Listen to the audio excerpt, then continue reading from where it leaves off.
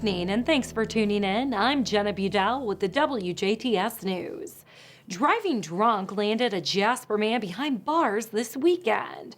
Early Sunday morning, DuBois County Sheriff's Office responded to a call about a car that drove off the road between Ireland and Jasper. When officers arrived, they found that 26-year-old Tyler Eckstein was behind the wheel. Eckstein tested .16 on a breath test and was arrested without incident. A tip-off to Vincent's police landed two behind bars. On Saturday, officers with the Vincent's Police Department got a tip that drugs were being dealt out of the side door of a local motel. Officers started an investigation and were able to find two suspect vehicles that had been in the location showing behavior common with drug activity. Later on, the vehicles left the parking lot within 10 minutes of each other. Officers followed both vehicles. Both vehicles were stopped for traffic violations. During one officer's stop, he developed probable cause to arrest Maria Beeman, a passenger in the vehicle, for drug offenses after obtaining consent to search the vehicle from the driver. During the other officer's stop, a canine conducted an open-air sniff on the vehicle of Larry Conrad. The canine alerted officers to the presence of narcotics inside the vehicle. Officers located a small plastic bag of methamphetamine and a glass smoking device. Conrad admitted to smoking methamphetamine in the parking lot of the motel approximately 20 minutes prior to the traffic stop. Conrad was placed under arrest for operating while intoxicated, possession of methamphetamine, and possession of paraphernalia. Later in the evening, a search warrant was served on the hotel room. The search warrant yielded more methamphetamine, paraphernalia, and items commonly associated with dealing methamphetamine. Beeman was placed under arrest for dealing methamphetamine, possession of methamphetamine, and maintaining a common nuisance. A Heidelberg man was arrested in Spencer County after fleeing from police. On Sunday, officers with the Spencer County Sheriff's Office attempted a traffic stop on a car driving on State Road 545. The car did not stop and instead drove through Perry, DuBois, and Crawford counties at rates over 100 miles per hour. The vehicle eventually lost control and drove into a ditch. Police were able to apprehend the driver, Tyler Eckert, without further incident. Eckert is charged with resisting law enforcement, driving while suspended with prior criminal recklessness, reckless driving, criminal mischief, and numerous traffic infractions. An Oakland sitting man was arrested on multiple charges over the weekend. Early Saturday morning, a Gibson County Sheriff's officer stopped 25-year-old Casey Jones after he made an unsafe lane change. During the stop, the officer discovered that Jones had a suspended license. The officer then checked Jones's vehicle and found synthetic marijuana and methamphetamine.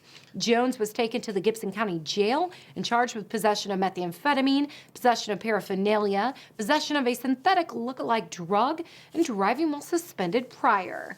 He has since posted a $750 bond. Another DuBois County resident has died from the novel coronavirus. The Indiana State Department of Health reported one new COVID-19 related death and two additional cases on Monday. This brings the countywide total of COVID-19 cases to 5,780 and 101 deaths since the pandemic began in March.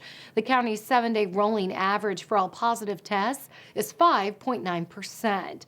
To see a breakdown of the county's COVID-19 cases by age group and for more information, visit coronavirus.in.gov.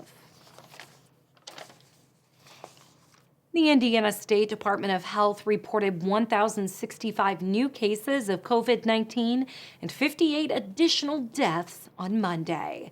The Hoosier State has now recorded 640,744 positive cases and 11,459 deaths since the onset of the pandemic in March. The numbers for our viewing area are as follows. Starting off in DuBois County with 5,780 cases and 100 101 deaths. Pike with 1,258 cases, 29 deaths. Spencer, 2,085 cases, 28 deaths. Perry reporting 1,681 cases and 35 deaths. Martin, 786 cases, 14 deaths. Davies, 2,815 cases with 87 deaths. Orange, 1,689 cases, 47 deaths. Knox County, 3,493 cases and 80 deaths. Crawford reporting 879 cases, 13 deaths. Posey, 2,529 cases and 31 deaths. Lawrence, 4,076 cases, 107 deaths. Gibson, 3,940 cases, 79 deaths. Warwick County, 7,177 cases, 137 deaths.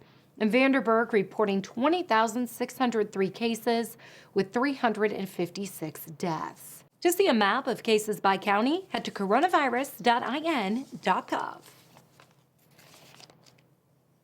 The Indiana region of the American Red Cross are offering tips on staying safe during the extreme cold.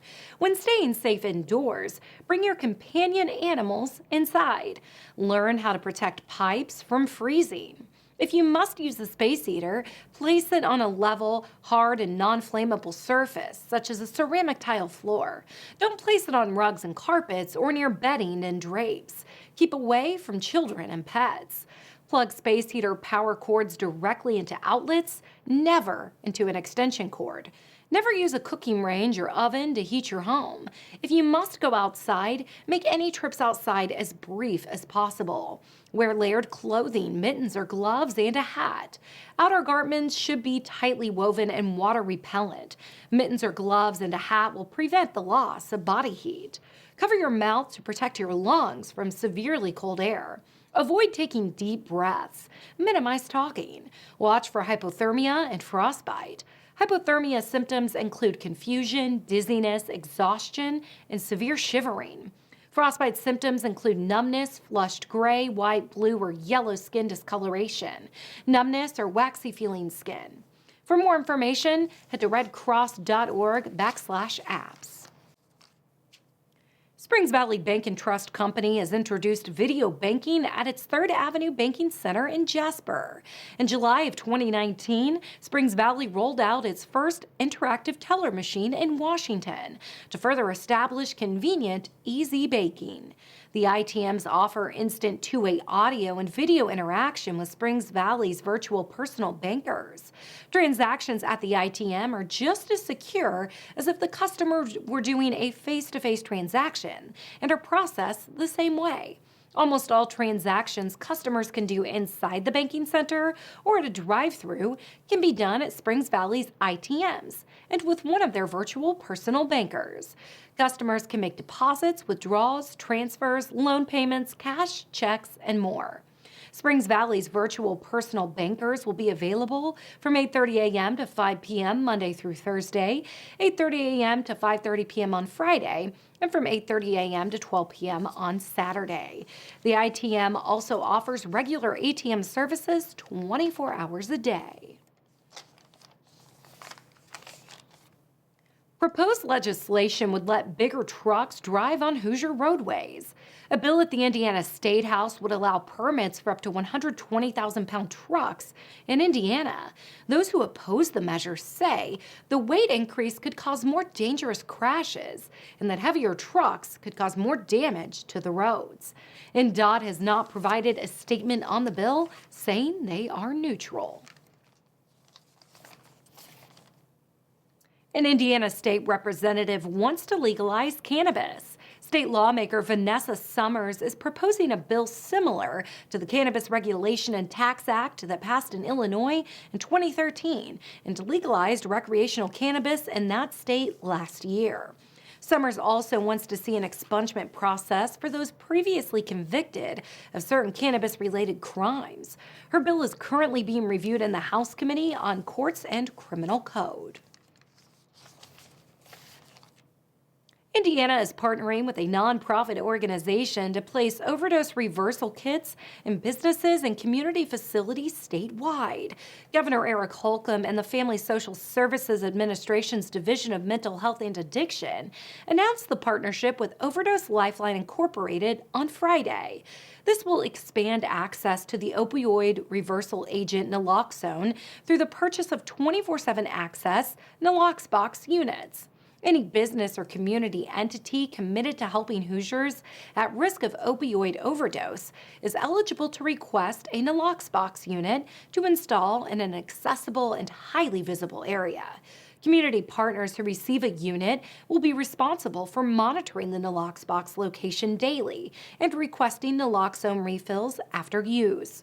A Naloxbox is a hard acrylic box mounted to an exterior wall that provides 24/7 access to naloxone and is an effective measure of addressing the increase of opioid overdoses in Indiana. Each unit contains 6 to 8 doses of naloxone, instructions for use, and treatment referral cards. Overdose Lifeline Incorporated, an Indiana nonprofit dedicated to helping individuals, families, and communities affected by substance use disorder through advocacy, education, harm reduction, prevention, resources, and support, intends to purchase and place 215 Naloxbox units across the state, including at least one in every county. Overdose Lifeline Incorporated has negotiated a purchase price with the manufacturer of $58,200 to include 215 Naloxbox units and shipping costs. Funds were made available by the Federal Substance Abuse and Mental Health Services Administration's State Opioid Response Grant. Businesses or community entities who wish to receive a Naloxbox should contact Justin Phillips, founder and executive director of Overdose Lifeline Incorporated, at justin@overdoselifeline.org. This initiative is in addition to an existing collaboration with Overdose Lifeline, announced by Governor Holcomb in May of 2020 to fund a nearly $1 million distribution of naloxone to ensure the medication reaches Hoosiers who are at risk of overdose.